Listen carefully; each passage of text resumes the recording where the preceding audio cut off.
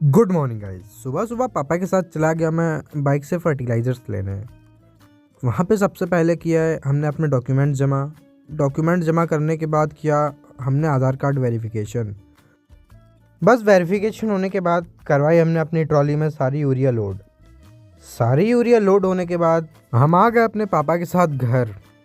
बस फिर घर आके हमने खाया बढ़िया दाल रोटी। खाना खाने के बाद हमने अपना ट्रैक्टर निकलवा के दूसरा ट्रैक्टर रखवाया अंदर। फिर शाम को हम बढ़िया बैडमिंटन फिर से खेला आज दोस्तों के साथ। बस बैडमिंटन खेलने के बाद रात में बढ़िया सर्दी हो रही थी तो हाथ सेके। आज के लिए इतना ही। व्लॉग अच्छा लगा हो तो सब्सक्राइब कर लो। कल मिलते हैं नए व्लॉग के साथ। बाय।